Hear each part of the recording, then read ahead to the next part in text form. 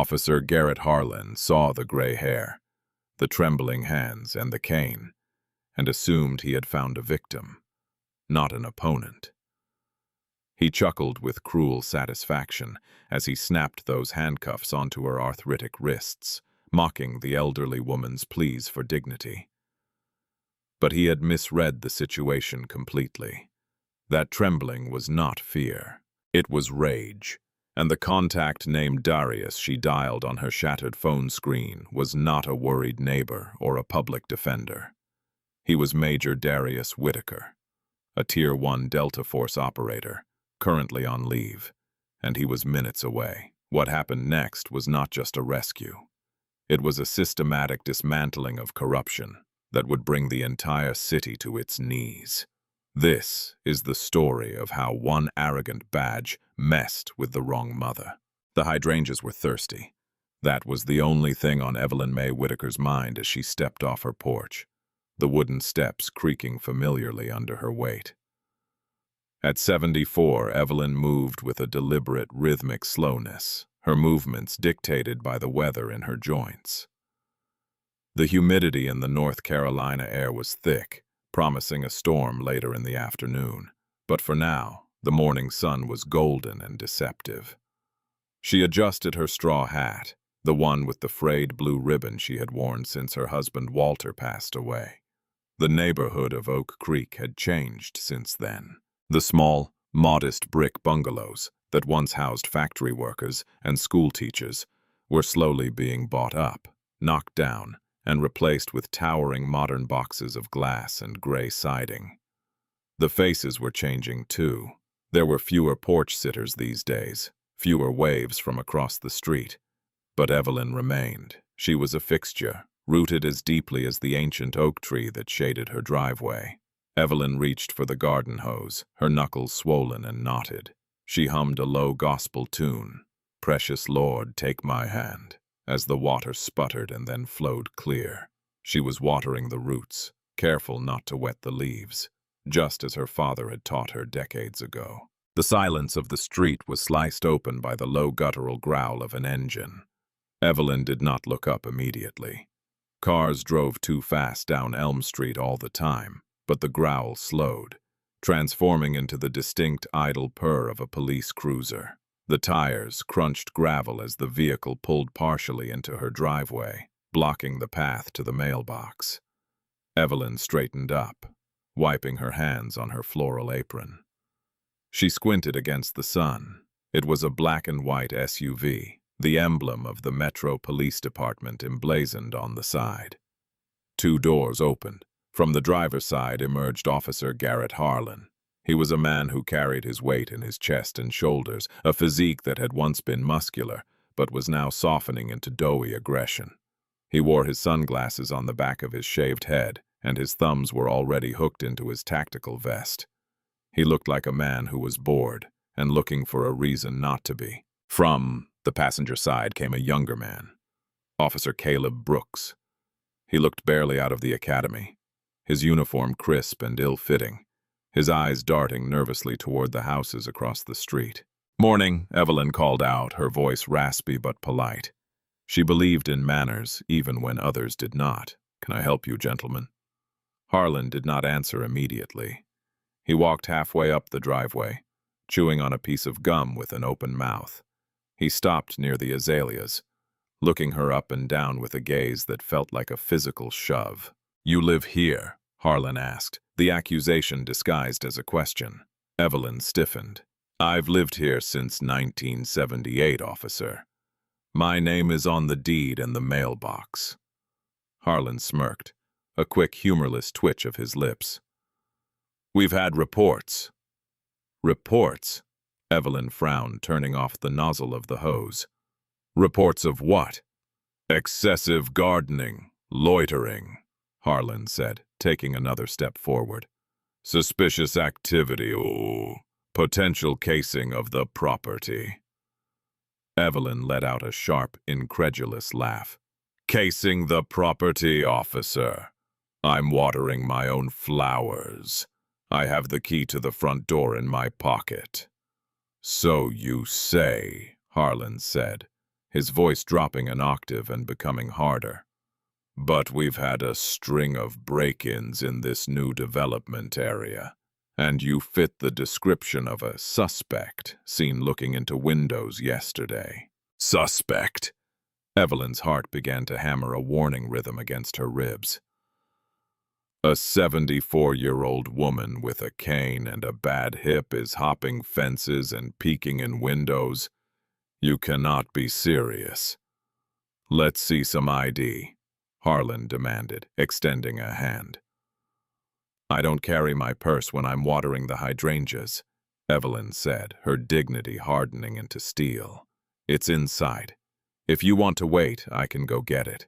Or better yet, you can ask Mrs. Ellison next door.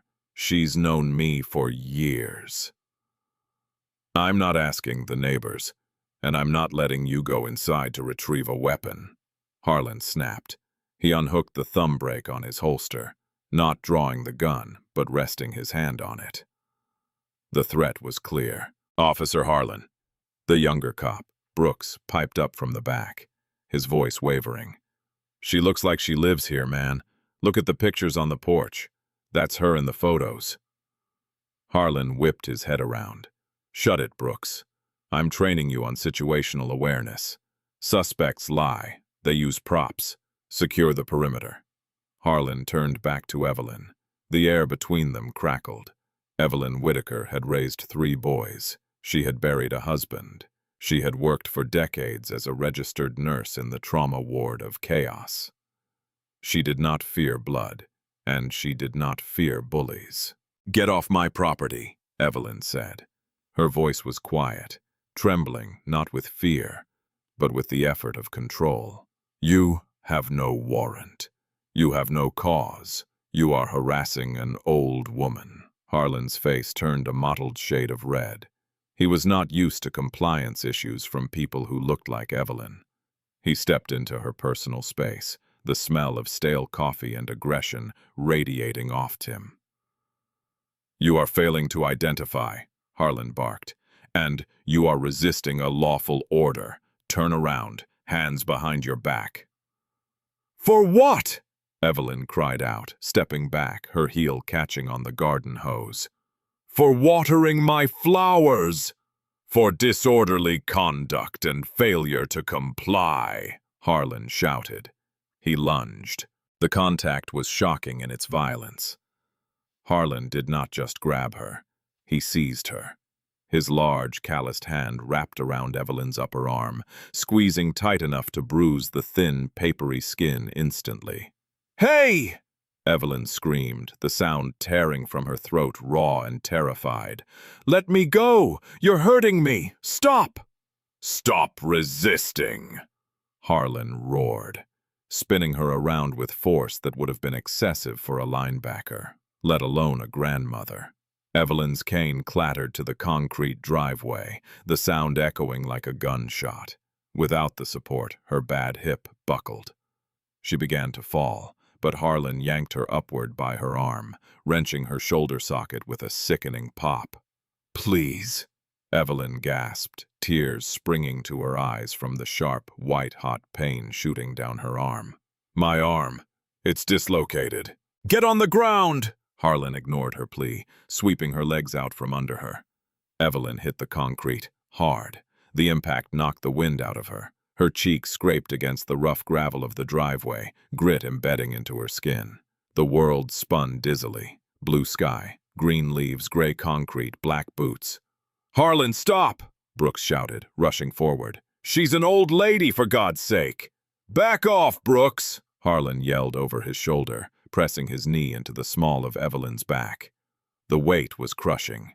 Evelyn wheezed, struggling to draw breath into her compressed lungs. She reached for her waistband. "You saw it." "I didn't see anything," Brooks argued, panic rising in his voice. But he did not physically intervene. He stood there paralyzed by the hierarchy of the badge, watching a crime unfold in slow motion. Harlan grabbed Evelyn's wrists. She had arthritis in both hands, her fingers permanently slightly curled. He forced them together behind her back, twisting them at an unnatural angle.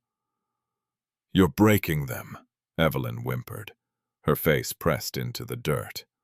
Oh God, you're breaking them. Click, click. The handcuffs bit into her wrists, too tight.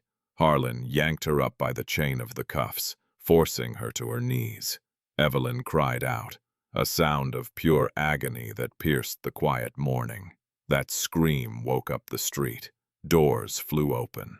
Mrs. Ellison, the elderly neighbor, came out in her bathrobe. A young couple from the new modern house across the street ran out, phones already raised. "What are you doing to her?" Mrs. Ellison shrieked, shuffling as fast as she could toward the driveway. "That's Evelyn. She's the head of the church choir. Get off her." "Back up! Police business!" Harlan shouted, pointing a finger at the gathering crowd. He was sweating now, the adrenaline of the assault mixing with the realization that he had an audience. But instead of backing down, he doubled down. It was the bully's instinct. "She attacked an officer," Harlan lied, his voice loud enough for the cameras. "She is under arrest." Evelyn knelt on her own driveway, dust on her Sunday dress, blood trickling from a scrape on her cheek. She felt humiliated. She felt small. But beneath the pain, the old steel of the Whitaker bloodline began to cool and harden. She looked up at Brooks, the rookie. He was pale, shaking. "Son," she whispered, her voice cracking. "Check my pocket." "What?" Brooks blinked, startled. "My apron pocket," she rasped. "My phone. I have a right to make a call." "You can make a call at the station," Harlan sneered, dragging her toward the cruiser. "No." Evelyn planted her knees, refusing to move. The neighbors were shouting louder now. "I know my rights. You are detaining me on private property without a warrant. I have a right to notify my family before you take me anywhere, unless you want a kidnapping charge added to your lawsuit." It was a bluff, legally speaking, but the word lawsuit and the growing crowd of recording iPhones made Harlan pause. He knew the optics were bad. If he let her make a call, maybe it would de-escalate the mob forming on the sidewalk. He assumed she would call a crying daughter, or a local public defender, who would not pick up. "Fine," Harlan spat. He reached into her apron, pulled out an old cracked smartphone, and unlocked it. She did not use a passcode. He held it to her ear, mocking her. "Make it quick, Grandma. Tell him to bring bail money." Evelyn did not scroll through her contacts. She did not need to look up the number. It was on speed dial, number 1. She leaned her head toward the phone Harlan held. Her eyes closed as the line rang. 1 ring, 2 rings. "Mom." The voice on the other end was clear, alert, and instantly worried. It was not a sleepy voice. It was a voice that was always ready. "Darius," Evelyn May said, her voice breaking for the first time. "Darius, baby." "Mom, what's wrong? Why do you sound like that?" The shift in tone was instantaneous, from son to soldier. "I'm at home, Darius. There's a policeman, Officer Harlan, badge number 492, and Brooks." "What did they do?" The voice on the phone went cold, ice cold. "What did they do?" "He hurt me, baby. He threw me down. My arm. I think my arm is bad. They have me in cuffs in the driveway." There was a silence on the other end of the line. It was not an empty silence. It was a terrifying, loaded silence. The sound of a predator, calculating the distance to its prey. "Are you safe right now? Are they still touching you?" He's holding the phone. He's standing over me. "Okay," Darius said. His voice was terrifyingly calm. "Mom, listen to me. Do not say another word. Do not resist. I am on my way. I was at the gym on 4th. I'm coming." "Darius, don't do anything crazy," she whispered. "I won't," Darius promised. "I'm going to do everything exactly by the book. Put him on." "What?" "Put the officer on the phone." Evelyn looked at Harlan. "He wants to talk to you." Harlan laughed. A cruel, barking sound. He pulled the phone back to his own ear. Yeah, who is this? The grandson? Listen here, pal, your grandma's going to jail for assaulting. This is Major Darius Whitaker, United States Army Delta Force. I'm currently on terminal leave, but I retain full active status. You are currently violating the civil rights of a dependent of a Tier 1 operator. If you move her 1 inch from that driveway before I arrive, I will consider it an act of kidnapping, and I will use necessary force to interdict. Do you understand me? Harlan blinked. He looked at the phone, then down at the old woman. He rolled his eyes. Yeah, sure, and I'm the King of England. Tell it to the judge, G.I. Joe. Harlan hung up the phone. He tossed it onto the grass. Load her up, he ordered Brooks. But he said, Brooks stammered. He's a liar, Harlan said, grabbing Evelyn by the arm again. Just some punk trying to scare us. Let's go. But as they dragged Evelyn toward the back seat, a low rumble began to vibrate the air. It was not a police cruiser. It was the roar of a high-performance engine pushing redline, getting closer, fast. Harlan paused, hand on the car door. He looked down the street. A matte black Ford F-150 Raptor, lifted and modified, turned the corner at the end of the block. It did not slow down. It roared down the residential street with the terrifying velocity of a missile. What the? Harlan muttered. The truck screeched to a halt right behind the cruiser, blocking it incompletely. The driver's door flew open before the truck had even fully settled on its suspension. A boot hit the pavement. Major Darius Whitaker stood up. He was 6'4", wearing gym shorts and a tight army green t-shirt that strained against muscles built for war, not for show. He did not have a gun in his hand. He did not need one. The way he walked toward them, balanced, centered, eyes locked on Harlan, was more threatening than any weapon. Harlan put his hand on his holster. Stay back, police. Darius did not stop. He did not run. He walked with a steady, predatory rhythm. He raised his hand slowly, palms open, showing he was unarmed, but his voice projected with the authority of a man who commanded battalions. I see you have your hand on your weapon, Officer Harlan, Darius said, his voice carrying clearly to the neighbors and the cameras. I am unarmed. I am approaching my injured mother. If you draw that weapon, you will regret it for the rest of your very short career. The war was about to begin. Harlan's hand hovered over his Glock. His knuckles were white. In any other situation against any other civilian, he would have drawn the weapon by now. But something about the man standing 5 feet away stopped him. It was not just the size of Darius Whitaker. It was the stillness. Most people scream when they are angry. They flail. They posture. Darius did none of that. He stood with his feet shoulder-width apart. His hands were open and visible at chest height. His breathing was rhythmic and controlled, his eyes dark and unblinking. Dissected Harlan like a biology student dissecting a frog. "Step back, sir!" Harlan yelled, his voice cracking slightly. "This is a crime scene. This is my mother's driveway," Darius corrected, his voice a low rumble that vibrated in the humid air. "And you have assaulted a 74-year-old woman. I am checking her vitals. If you shoot me, make sure you kill me, officer. Because if I survive, you will not like what happens next." Darius knelt. He turned his back on the armed officer, the ultimate display of dismissal. "Mom," Darius whispered, his demeanor shifting instantly from warrior to son. He touched her cheek with gentle fingers. "Look at me. Breathe." Evelyn was sobbing quietly now, the adrenaline fading, replaced by the throbbing ache in her shoulder and wrists. "My arm, Darius. It hurts so bad." Darius's eyes tracked down to her shoulder. It was slumped forward, the joint clearly dislocated. He saw the bruises blooming on her triceps like dark ink in water. He saw the tight metal cuffs digging into her arthritic wrists.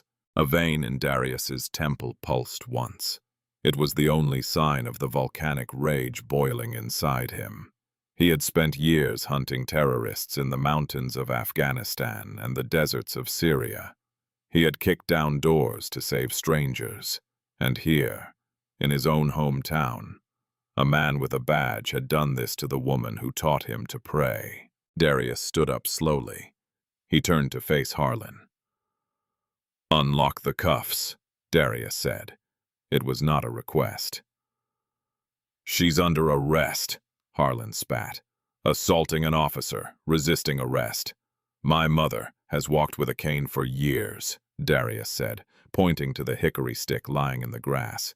"You are telling me she assaulted you, a 200-pound man in body armor?" "She lunged," Harlan lied. The lie tasted sour in the air. Darius looked at Brooks. The rookie was standing by the trunk of the cruiser, looking like he wanted to vomit. "Officer Brooks, is it?" Darius asked. He did not shout. He spoke to Brooks like a disappointed teacher. "I know your father, Bob Brooks, runs the hardware store on Main. Good man. Does he know his son stands by and watches elderly women get tortured?" I didn't," Brooks stammered, sweat pouring down his pale face. "You are witnessing a felony," Darius said, his voice hard. "Deprivation of rights under color of law, Title 18. United States Code, Section 242. If you do not take those cuffs off her right now and call paramedics, you are an accessory. You will go to federal prison alongside him."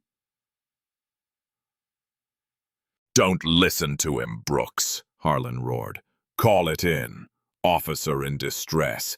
Get back up." Brooks looked at Harlan, then at Evelyn weeping in the dirt. He looked at Darius, who stood like a statue of judgment. The boy in the uniform broke. Brooks stepped forward, fishing for his keys. "Garrett, I'm taking them off. Her arm is messed up, man. We can't leave her like this. You touch those cuffs, and I write you up for insubordination," Harlan threatened. "Write me up, then," Brooks muttered. He knelt beside Evelyn. "I'm sorry, ma'am. I'm so sorry." As the cuffs clicked open, Evelyn groaned. Her arms fell limp. Darius was there instantly, supporting her weight. "Don't move the shoulder, Mom," Darius said gently. "We're going to get you to the hospital, but not yet. We need everything documented here first." Harlan had retreated to his radio. He was shouting codes, calling for immediate assistance, claiming a hostile crowd and an aggressive suspect. He was trying to control the narrative. He was trying to bury the truth under a wave of blue lights. Darius pulled his own phone from his pocket. He did not call 911. He did not call the police station. He dialed a number with a Washington, D.C. area code. "Robinson," a voice answered on the first ring. It was sharp, clipped. "Colonel," Darius said, his eyes never leaving Harlan. "I need the protocol initiated. Code Black, domestic soil. I have a hostile entity violating the Soldiers and Sailors Civil Relief Act and engaging in police brutality against the immediate family of a Tier 1 asset." "Location?" the colonel asked. "No questions about are you sure?" The colonel knew Darius Whitaker did not bluff. "Oak Creek, North Carolina. Officer Garrett Harlan. I need JAG. I need the FBI Civil Rights Division. And I need you to call the governor. Sit tight, Sergeant Major. The cavalry is rolling. Do not engage unless lethal force is used against you." "Understood," Darius said. "But Colonel, if he touches her again, I can't promise I won't turn him into a past tense verb." "Understood. ETA on local assets is minutes." Darius hung up. He looked at Harlan, who was now pacing by his car waiting for his backup. Harlan smirked, thinking the local boys were coming to save him. "You think a phone call scares me?" Harlan sneered. I own this town, boy. My brother is the chief of police. You just dug your own grave. Darius smiled. It was a terrifying, shark-like smile. Officer Harlan, Darius said softly. You're playing checkers. I'm playing chess. And I just took your queen. The sirens began as a wail in the distance, quickly growing into a deafening cacophony. Within minutes, Elm Street was flooded. 3 more Metro police cruisers skidded to a halt, lights flashing, sirens chirping. 6 officers spilled out, hands on their holsters, adrenaline high. They saw Harlan waving them over. They saw the suspect, Darius, standing over the victim, at least in Harlan's own mind.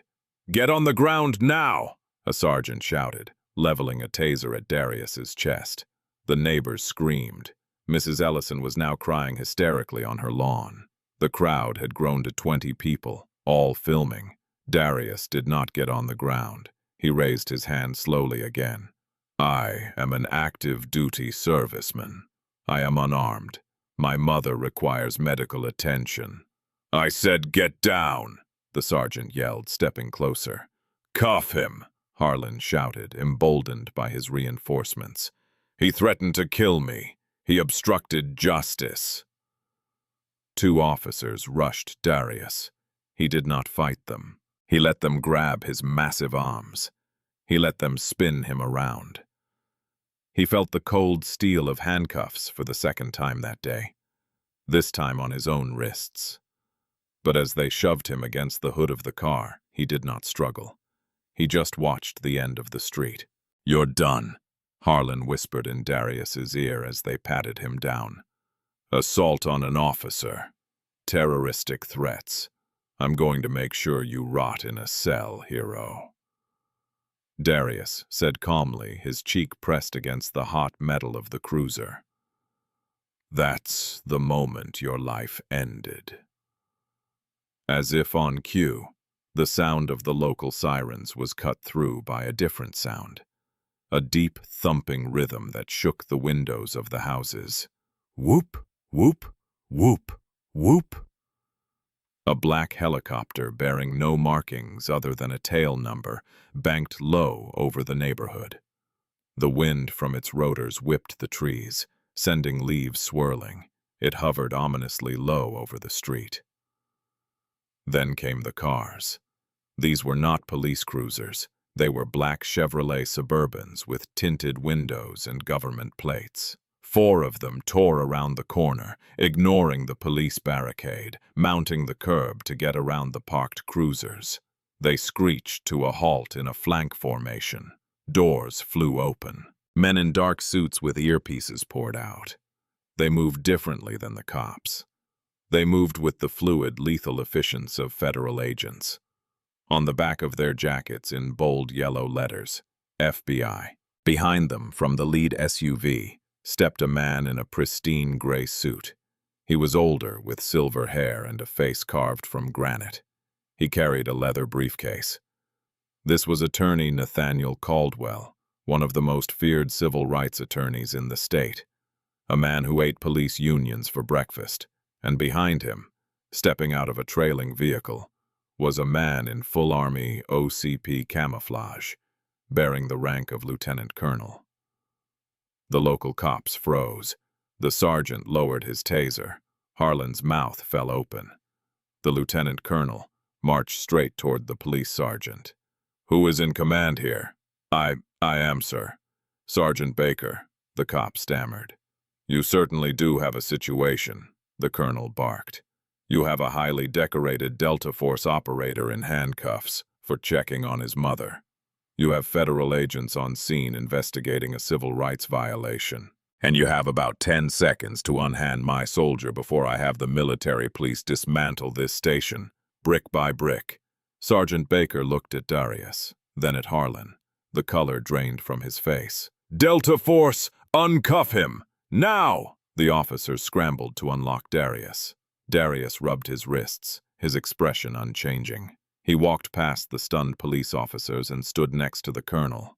"Report, Sergeant Major," the colonel said. "Subject is Officer Garrett Harlan," Darius said, pointing a finger at the man who was now trembling near his patrol car. "Unprovoked assault on a geriatric civilian. Excessive force resulting in grievous bodily harm, false imprisonment, and I have reason to believe he falsified the initial probable cause." Dundindan. Attorney Nathaniel Caldwell stepped forward. He did not look at the cops. He looked at the cameras held by the neighbors.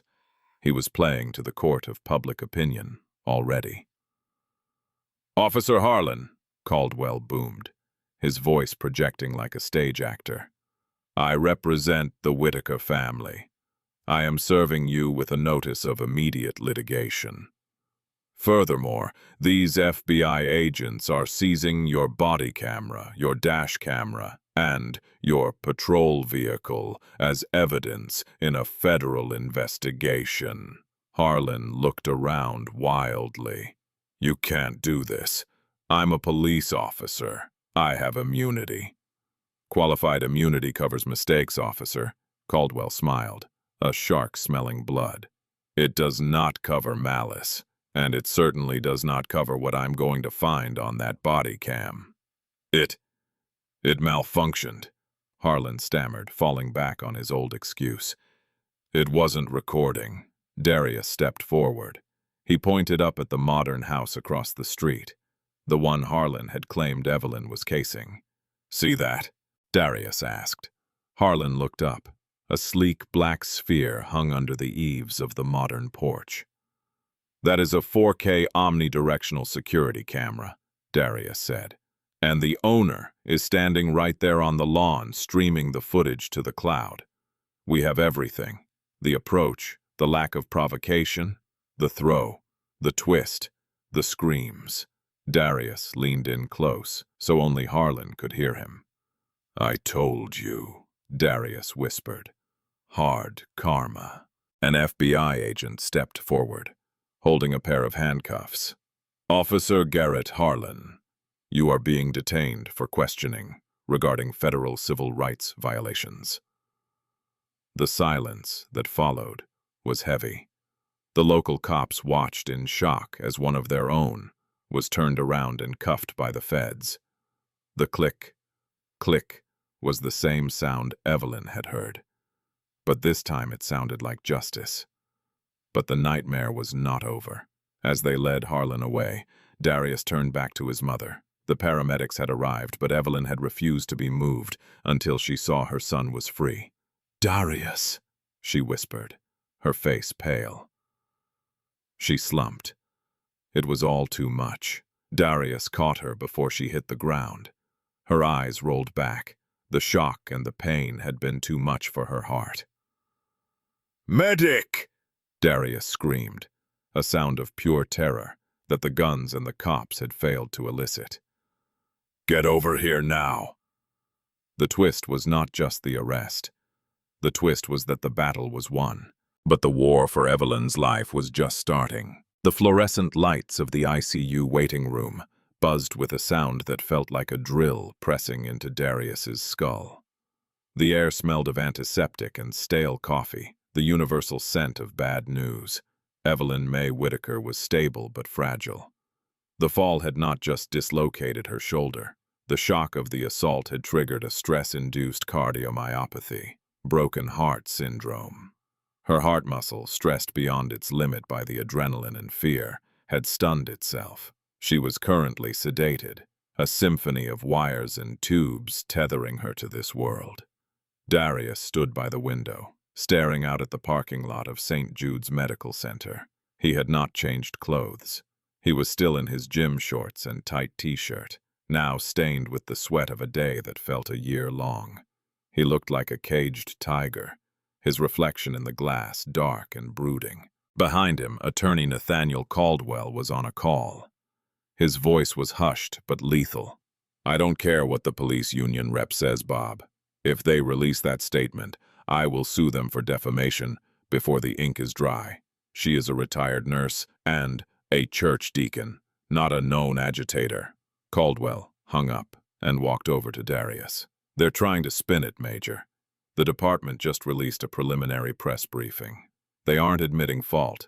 They're claiming Officer Harlan was responding to a mental health crisis, and that your mother was disoriented and combative due to dementia. Darius did not turn around. His fist clenched against the windowsill until the glass rattled. She does not have dementia. She does the Sunday crossword in pen. I know, Caldwell said softly, but they need a narrative that justifies the force. They're banking on the fact that she's old. They think the public will buy the confused, dangerous elderly woman's story. They picked the wrong narrative, Darius said, turning around. His eyes were dry, but they burned with a cold, terrifying fire. And they picked the wrong family.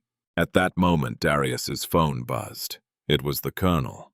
Turn on the TV, Channel 8. Darius grabbed the remote and flicked on the wall-mounted television. The screen showed the anchorwoman looking grave. The headline at the bottom read, "Exclusive video surfaces of Oak Creek arrest. We warn our viewers the following images are disturbing." It was the footage from the neighbor's 4K security camera. The angle was perfect. It showed the peaceful morning. It showed Evelyn watering her hydrangeas. It showed Harlan's aggressive approach. The audio was crisp.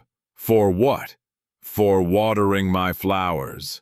Then the crunch of the tackle, the scream, the sickening pop of the shoulder. The waiting room went dead silent.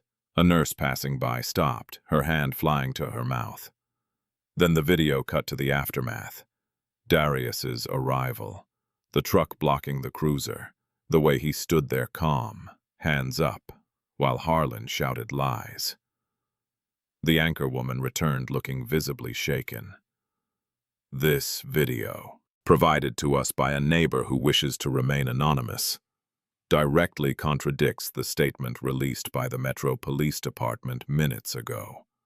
We have reached out to Chief Harlan for comment, but have received no response. Darius watched the screen. The video had been uploaded to social media simultaneously.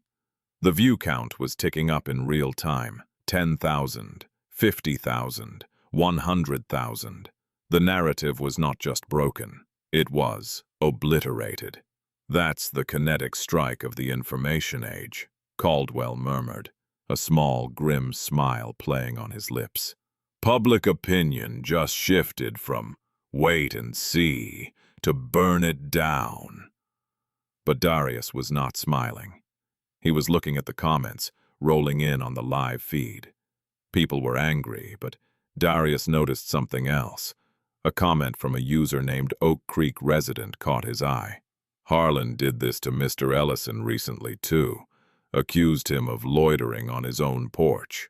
Ellison moved to Florida the next week. Sold his house cheap. Another comment. Same with Mrs. Higgins on Elm. Harassed her until she sold. Who is buying these houses? Darius zoomed in on the screen. The pattern. It was not just racism. It was not just a bad apple cop having a bad day. Caldwell, Darius said, his voice dropping to a low, dangerous growl. This was not an arrest. It was an eviction. What do you mean? Harlan is not just a bully, Darius said. His mind shifted into tactical analysis mode. He was connecting the dots, the loitering accusations, the specific targeting of elderly homeowners in a gentrifying neighborhood, the aggressive push to criminalize their existence. He's a cleaner. He's clearing the board. Darius looked at the colonel, who had just walked into the waiting room. Colonel, Darius said, I need intel to run a financial background check on Officer Garrett Harlan and his brother, the chief. And I need to know who has bought the last 5 properties on Elm Street. The colonel nodded. I'll have the analysts on it. You think this is organized? I think my mother did not get beaten up because she was old, Darius said, his jaw tightening. She got beaten up because her house sits on a double lot, and someone wants to build condos there. The investigation room at the FBI field office was quiet, save for the hum of computer servers. Darius was not supposed to be there. Civilian access was strictly prohibited. But when you are a Tier 1 operator and the victim is your mother, rules become guidelines. Agent Delgado, the lead FBI investigator, threw a file onto the metal table. It slid across to Darius. "You were right," Delgado said, looking tired. "It's a shell game." Darius opened the file. It was a complex web of LLCs, limited liability companies. The last 6 houses in Oak Creek were purchased by Oakview Development, LLC, Delgado explained. They bought them for 30% under market value. The sellers were all elderly residents who had extensive police records that only started a few weeks before they sold. "Harassment campaigns," Darius said, reading the file. "Harlan hits them with fines, citations, loitering charges, noise complaints. He makes their lives a living hell, until they just want to leave." "Exactly," Delgado nodded. "And here's the kicker. Oakview Development, LLC is registered in Delaware, but the operating papers trace back to a holding company owned by a man named Victor Langston." "Langston," Darius tested the name. "Who is he?" "Local real estate mogul. Big donor to the Police Benevolent Association," Delgado said. "And guess who sits on the board of his charitable foundation?" Darius flipped the page. A photo stared back at him. A man in a police dress uniform shaking hands with a slick-looking developer. Chief of Police Raymond Harlan, Garrett Harlan's older brother. "The chief sends his brother to terrorize the homeowners," Darius summarized, his voice flat. "The brother creates a criminal record for them, devaluing the property and pressuring them to sell. The developer buys it cheap. The chief gets a kickback disguised as a donation or a consulting fee. It's a textbook RICO case," Caldwell said from the corner of the room. "Racketeering, extortion, wire fraud. This destroys the entire department. We have enough for an indictment on Garrett Harlan," Delgado said. "But the chief, he's insulated. We need a smoking gun to link him directly to the orders. Without that, he claims his brother went rogue and washes his hands of it." Darius stood up. He walked to the whiteboard where the timeline of events was drawn. He stared at the date of his mother's attack. "Garrett Harlan is a bully," Darius said, "and bullies are cowards. He will not do time for his brother.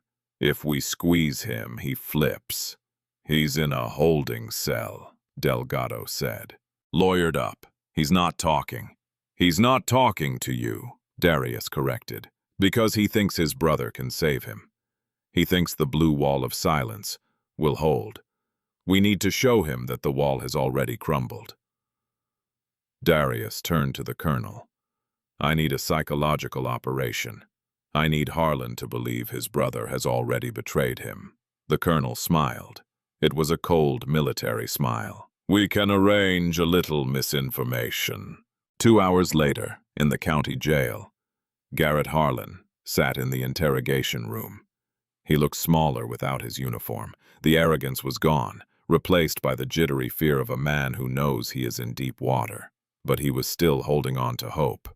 "Raymond will fix this," he told himself. "Raymond runs this town." The door opened. Agent Delgado walked in. He did not sit down. He just tossed a piece of paper on the table. It was a transcript. Fake, of course, but Harlan did not know that. "What's this?" Harlan asked, his voice raspy. "That," Delgado said, "is a statement your brother, Chief Raymond Harlan, just gave to the press. He's calling you a disgrace. He says he had no knowledge of your activities. He's announcing an internal review to root out the cancer in the department." "You're the cancer, Garrett." Harlan read the paper. His hands began to shake. "Officer Harlan's actions were the result of his own instability. I have long suspected he was unfit for duty." "He's throwing you to the wolves, Garrett," Delgado said, leaning in. "He's going to let you take the fall for the assault, the civil rights violations, the fraud. You're looking at 20 years, easy, federal time. You know what they do to cops in federal prison." Harlan looked up. His eyes were wet. The betrayal broke him faster than any physical threat could have. "He told me to do it," Harlan whispered. Delgado did not react. He just tapped the table. "I can't hear you."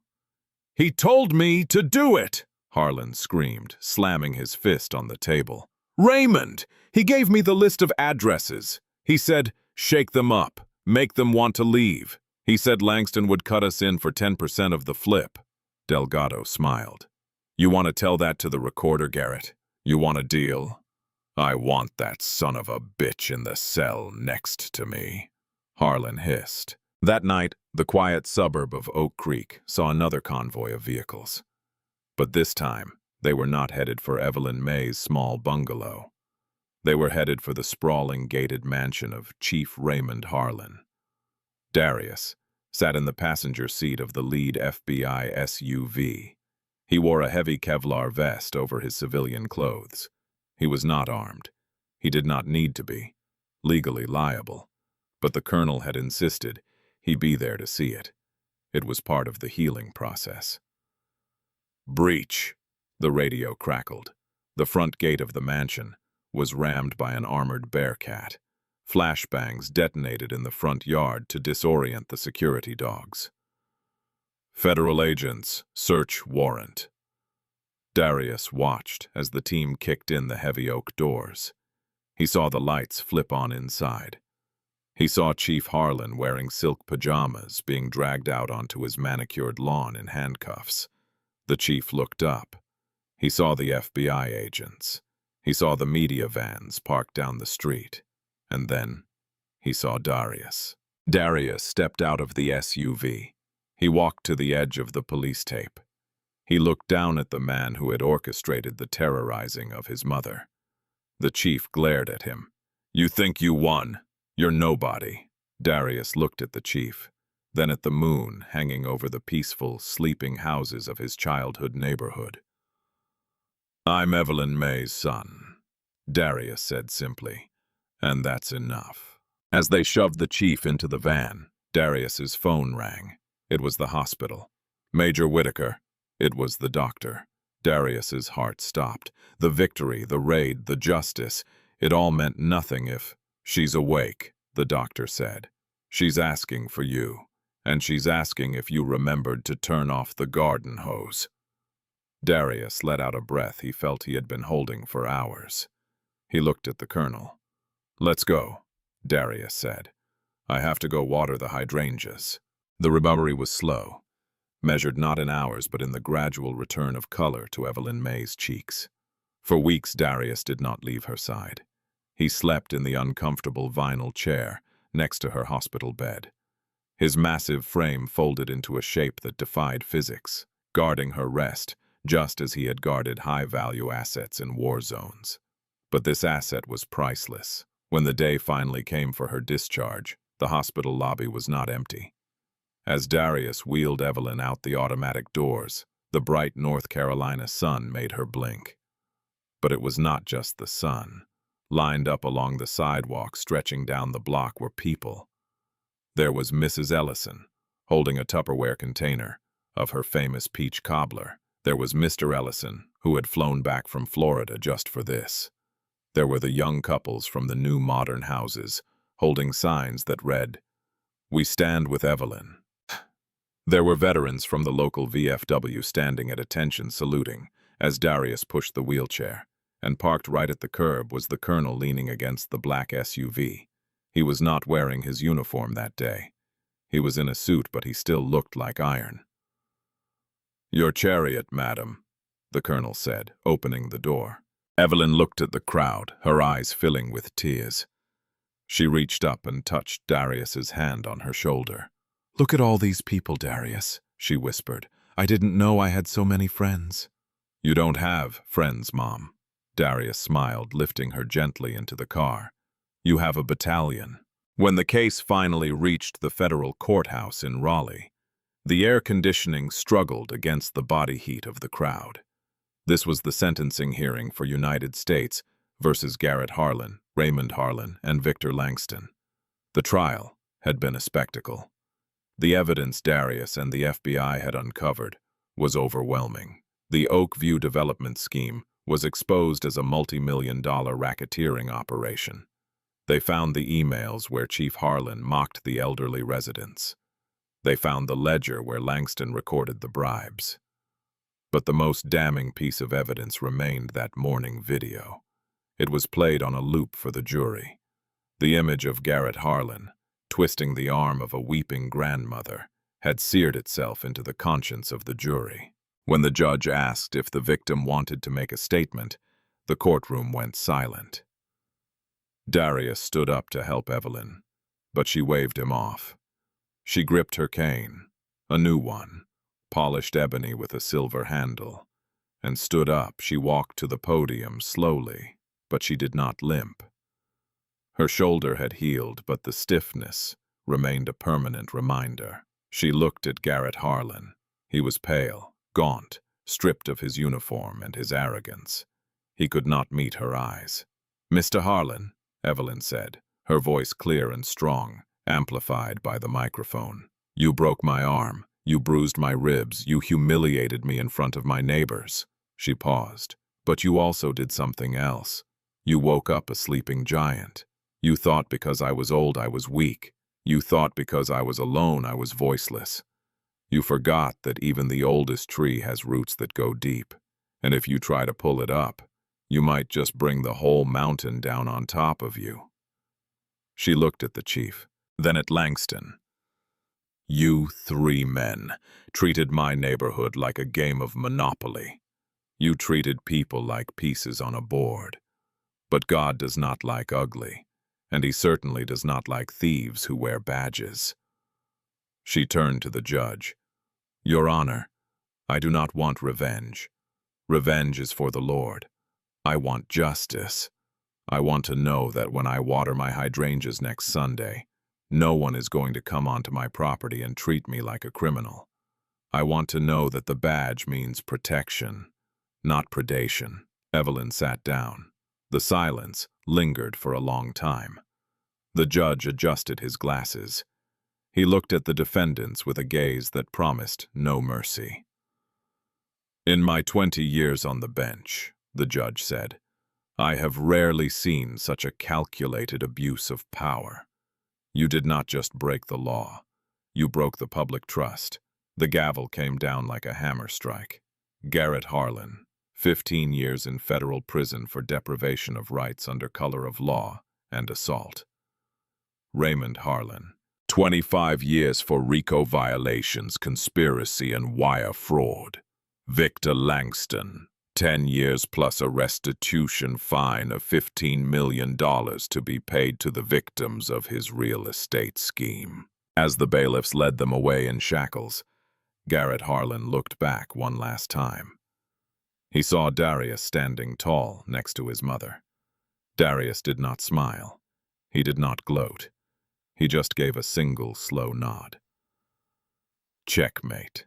On a crisp morning, with autumn's touch in the air, the leaves on the great oak tree turning a burnt orange, Evelyn May Whitaker stepped off her porch.